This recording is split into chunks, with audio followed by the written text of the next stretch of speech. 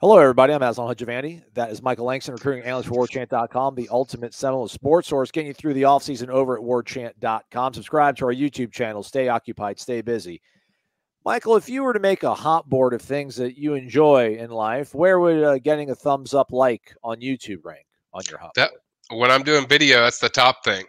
Certainly, we want people to hit the like button, especially for this new feature. We're spicing it up a little bit, guys. I'm doing video where you can see my expressions on the hot board and breaking down the hot board.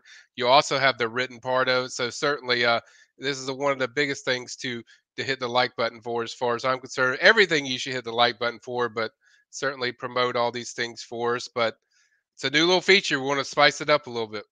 There we go. All right, let's start with it. It's the hot board. It's quarterback edition. Florida State needs a dude at quarterback. They already got one in tow with a verbal commit from Chris Parson. What do we know about this kid? What do you ultimately like about him, Michael? And where's the recruitment stand right now? Yeah, I think the first thing what I like about him, very tremendously shifty and athletic, and you hold your breath type of guy when the play breaks down.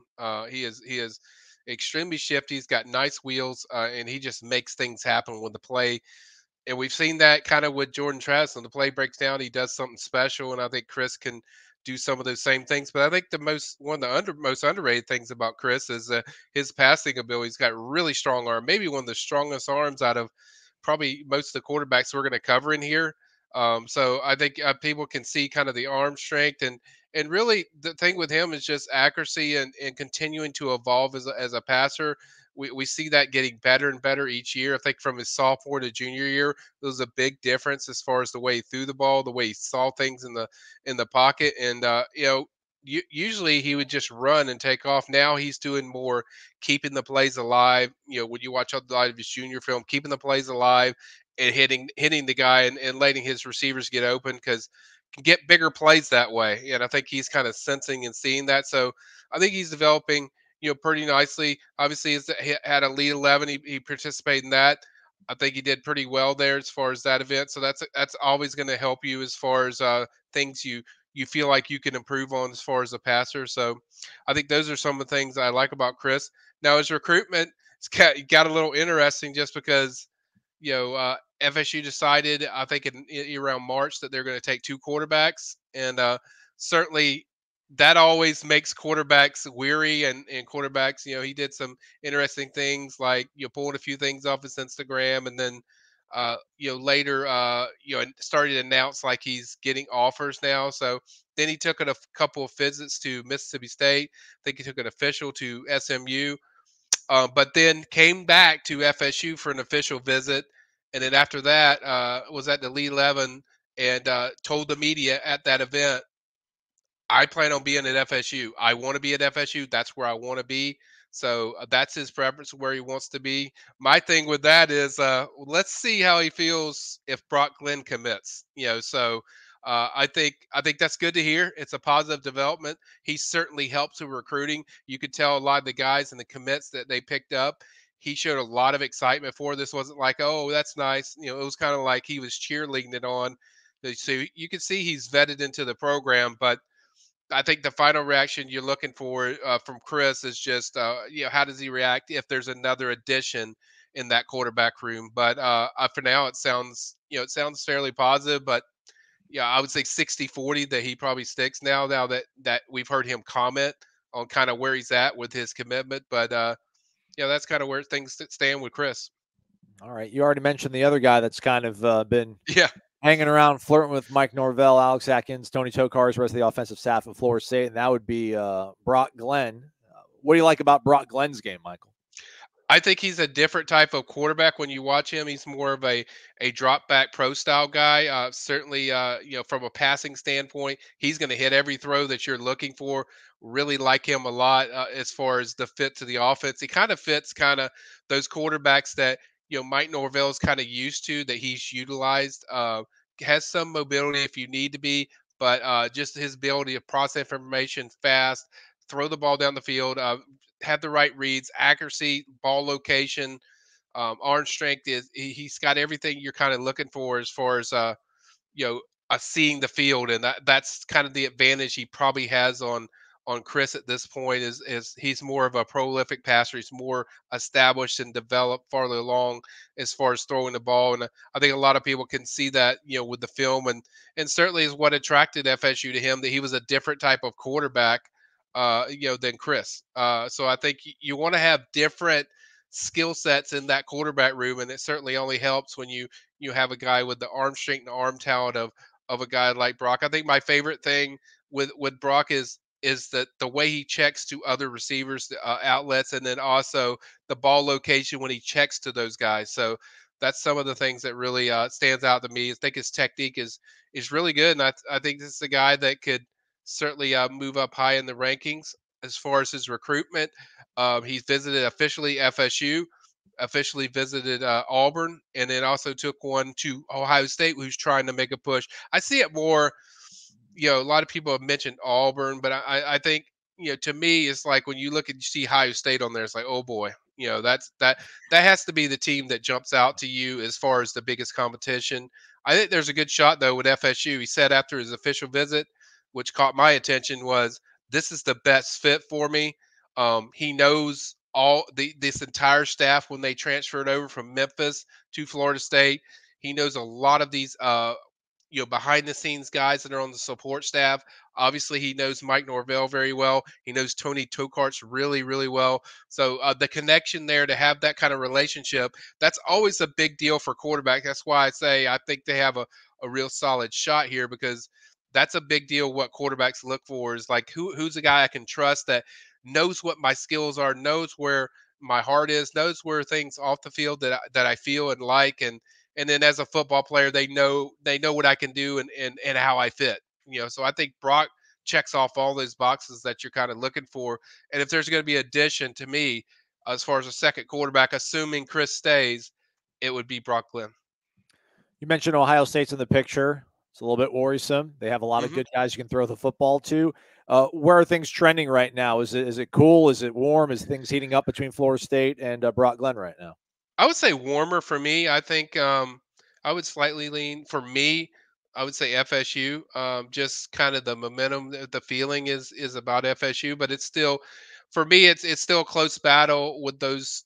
Auburn, because they were a team that was been there from the start, but at the same time, Auburn's a situation where, what's that coaching staff situation? Are they going to be there? So, and then Ohio State, they already have C.J. Stroud. So I think he was a freshman last year. I don't know. I believe I'm not mistaken, but that's their start quarterback. So how long are you talking about waiting here? So, and I think with FSU, he sees the fit because he knows these guys so well. So I lean a little bit towards FSU, but Ohio State wouldn't shock me either, as you just alluded to. It's Ohio State, and they're recruiting at a very high level. They were the team that he officially visited last, so it'll be interesting. Will those relationships win out, which is usually a big tea leaf for quarterbacks, or is it just a premier program? That's what we're going to have to wait and see. Stroud, by the way, class of 2020, which you didn't lose any of your eligibility, but he would be draft eligible after this season. Okay. So, okay. But yeah, hey man, you got the relationship. Mike, Tennessee, bring it back, Brock. All right, let's move along here. Ricky Collins, the next guy Florida State looking at. He's from the boot, so maybe David Johnson can elbow his way in there, but currently committed to Purdue. What do you like about his game and where things stand with Florida State and Ricky Collins? More defined as far as a passer of what Chris Parson does. He does some of the similar things that Chris does. Very, very mobile. Certainly can go when the play breaks down. Certainly every sense of the word of a dual threat quarterback.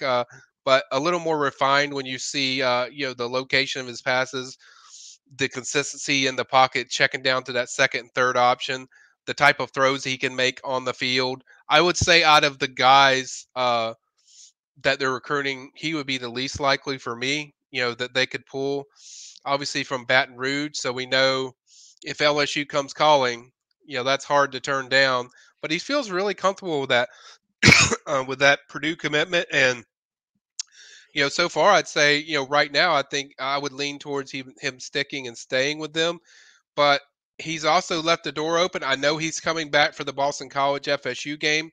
I think he's coming over there on that visit.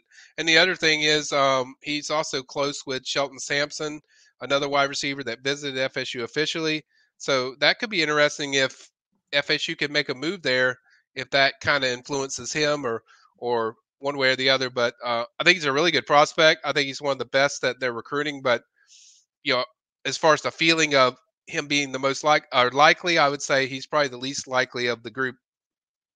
All right. Well, the group includes one more, Yeah. so let's get to it here. I guess the only thing cooler than pulling a good quarterback is flipping a good quarterback. Florida State may be in pursuit of Miami's quarterback Emery Williams, because who knows, do they have enough room on the payroll to fit all these quarterbacks? Emery Right. Williams. What do you know about this young man, Michael? Yeah, he's from Milton, Florida, which is not far away from FSU that much, or Tallahassee. It's kind of a short drive compared to Miami. He's a guy that I've kind of had my eyes on for a while. Both of his parents are alums of FSU, so there's connection with FSU. We know Miami just got the Rashada kid, top 50 type of quarterback. I don't care who you are, that can affect guys' mindsets of, where they're sticking, and he's kind of been waiting. Even before he committed to Miami, he was talking and contemplating coming over for a visit to FSU. So I think if that situation happened where FSU pursued him, I think that's one to watch, and that's why I put him on there. Uh, Kind of fits the Brock Glenn mold, where he's a little more athletic and probably mobile than Brock is, but can do a little bit of. They're both really premier passers. Just a great guy in the pocket, reads everything quick, great release, great velocity, probably one of the best arms out of all the guys. And to me, underrated as far as when you watch what he does as a quarterback, the way he throws the ball, the way he sees the field. Just this ball location is certainly on the mark a lot of the time. So he's a guy that I think if I was looking, if you're looking for a guy that could be the next guy, assuming Parson stays, or let's just assume they get Glenn or Parson, I think Emery would be a guy that to kind of look for because of the ties to FSU with his parents, and then also it's not far from home. And in addition, FSU wants two quarterbacks in this class, and um, I think he's a guy that would kind of entice him if FSU made a push there. Things cool between Emery Williams and Florida State, warming up, hot. I would say warm right now. They're not really pushing, so I don't want to put the warmer, but I would put it like warm just because of the ties. We know they need a second quarterback. Ricky Collins is probably the least likely, so that leaves another option that you're going to go after other options. And I think once that emerges, where hey, it may not work for Collins, I think you could see them making a push for Emery. So that's why I put him in there. All right, Michael, let's get to it then, man. If you were my GM and I'm like, Michael, I need a quarterback, and you give me those four, and I'm like, get on the table, man. Which one do I want? What do you think is the top quarterback for Florida State? For me, I would pick Brock Glenn, just because I think this offense desperately needs a pure passer to really bring in recruits. I mean, that's what the other thing is. We've seen a lot where recruits have commented like, "Hey, the passing game just." I'm just concerned about the passing game of where it's going. So I think that we've already seen that with other schools that when you get a great passer that can attract recruits, it's going to help your other positions recruiting. So for me, it would be a guy like Brock Glenn because I think he would attract other top receivers. I think a receiver's going to come there, helps your passing game.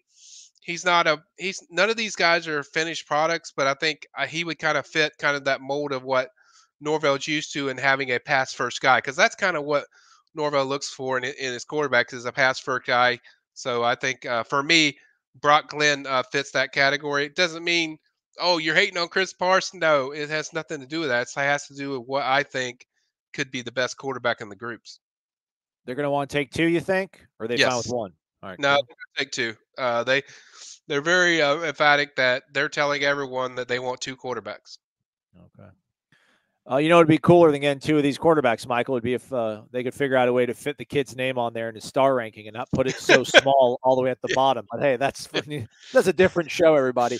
All right, we'll be back later on, folks, here on Warchant TV with a hot board on the backfield, rounding things out with running backs. Michael, thanks for this information, man. You're the best. You got it, man.